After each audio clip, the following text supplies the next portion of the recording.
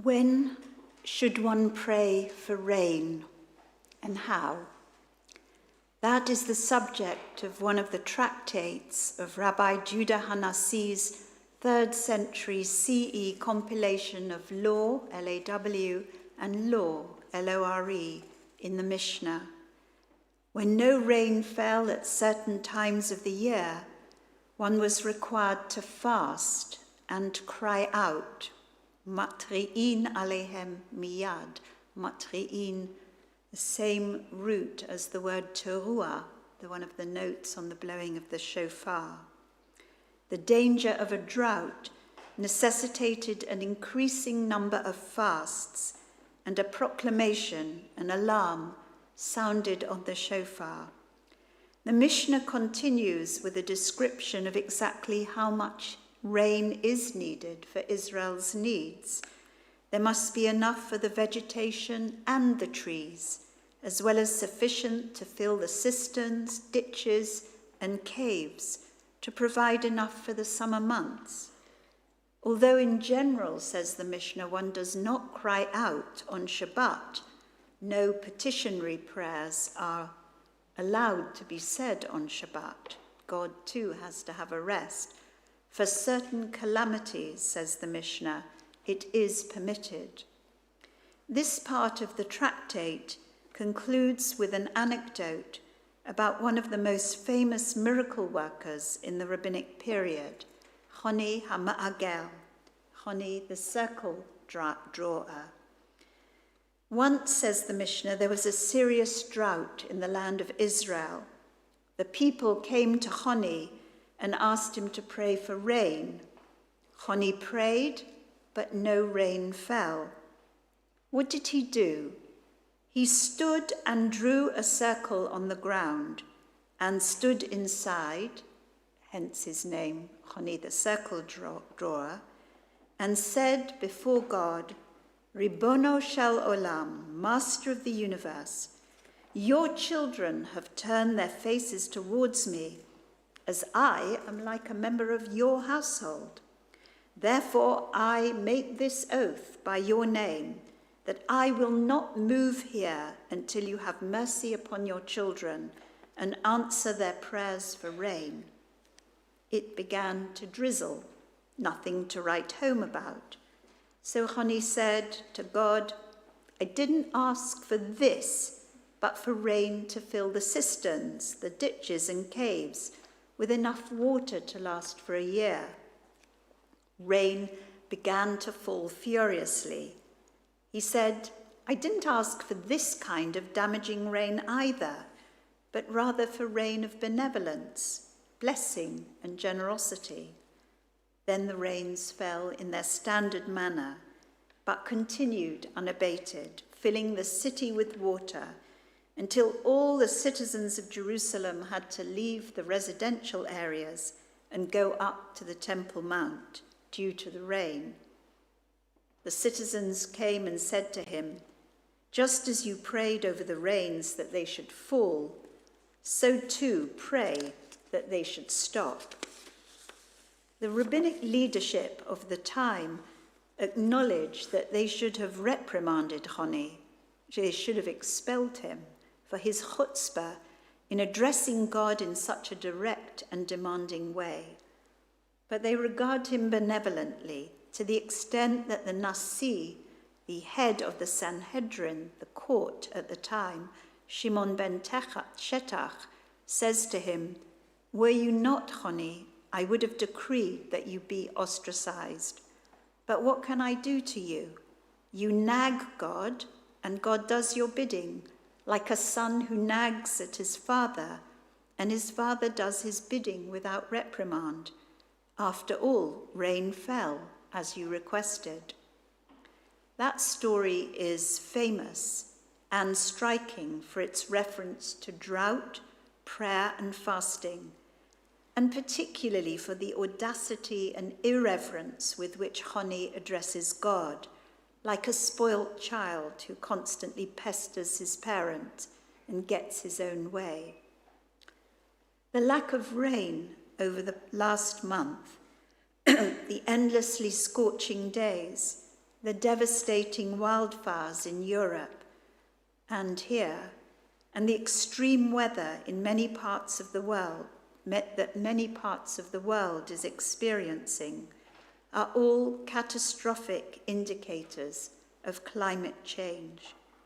In the 1st century BCE, the people turned to a popular miracle worker to pray for rain. Today we put our trust, or not, in our political leaders to find ways to mitigate the harm we've done to our planet. One of the most effective and moving documents on the earth and its destiny is not from a politician or even scientist, but from the late Pope Francis in his 2015 encyclical on care for our common home, Laudato Si. The opening statement draws on the words of a canticle by St. Francis of Assisi, reminding us that, I quote, "Our common home is like a sister with whom we share our life, and a beautiful mother who opens her arms to embrace us." This sister, says Pope Francis, now cries out to us because of the harm we have inflicted on her by our irresponsible use and abuse of the goods with which God has endowed her.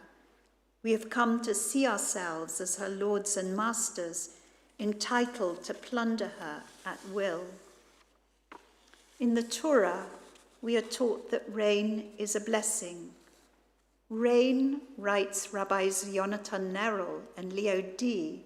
in the 2nd volume of their Eco-Bible, is the ultimate symbol of giving in the natural world, since it reaches us and the earth as a gift from the heavens.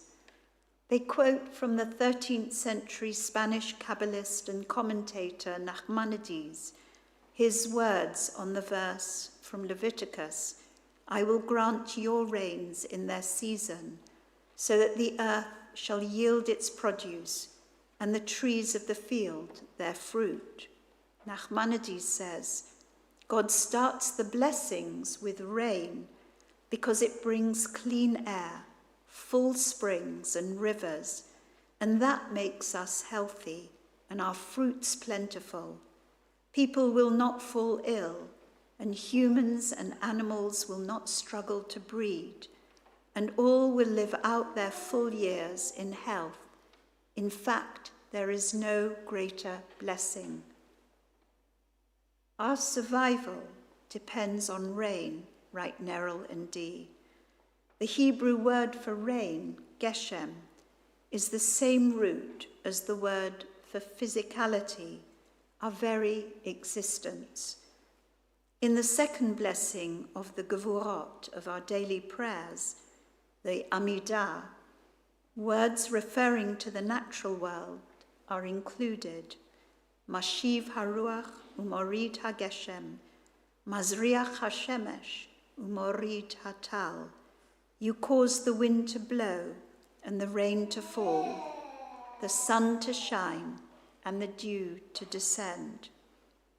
You may have noticed, if you've been to other synagogues, that in other denominational Jewish prayer books, half of that phrase is recited from Shemini Atzeret to Pesach, acknowledging the need for rain to fall during the winter months, and the other half of that phrase is recited during the summer months. Rabbi John Rayner, the editor of Siddur Lev Chadash, explains the inclusion of both halves in this verse, in both halves of this verse throughout the whole year. He says, "You cause the wind to blow and the rain to fall," is traditionally recited only in the winter. The dew to descend is inserted in Sephardi tradition during the summer. The sun to shine is a new interpolation.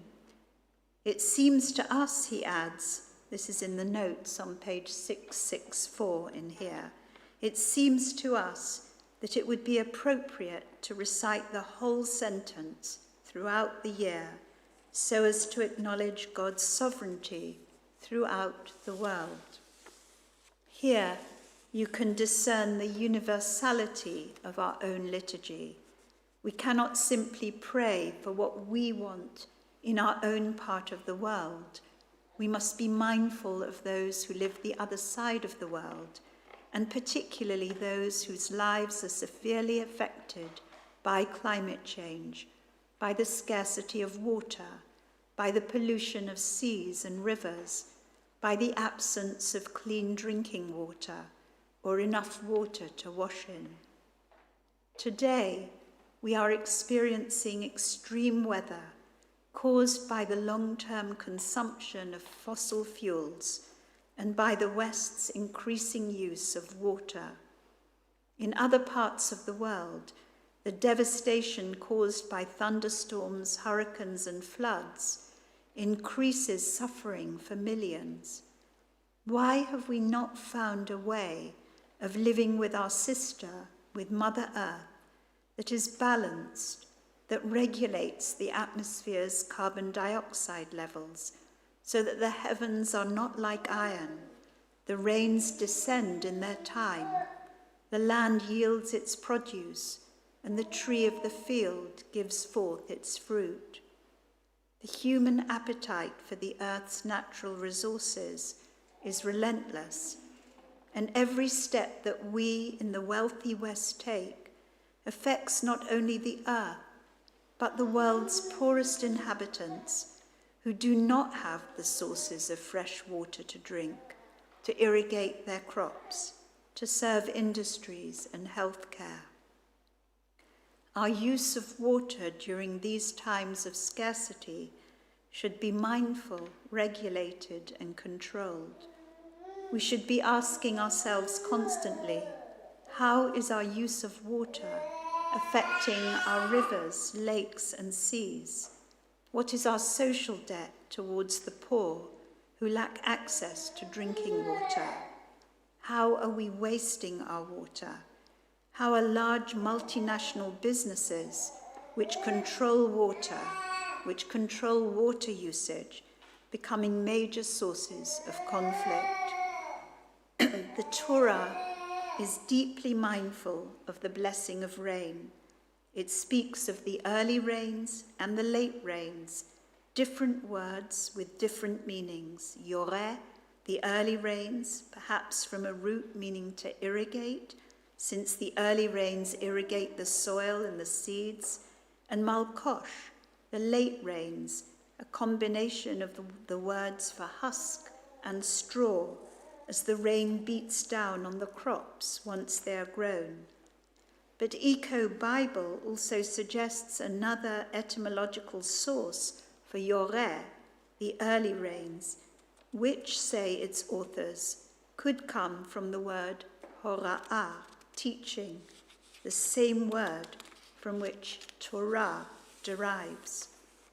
We may underestimate the actions we can take to care for our common home, yet even a cursory glance at the Torah will reveal to us a perception which places the earth at its very center, from the opening words of creation to its closing reference in Chronicles that the destruction of Jerusalem and the exile occurred because of the people's neglect of the sabbatical and jubilee years, when they were required to let the land lie fallow and have rest from constant harvesting.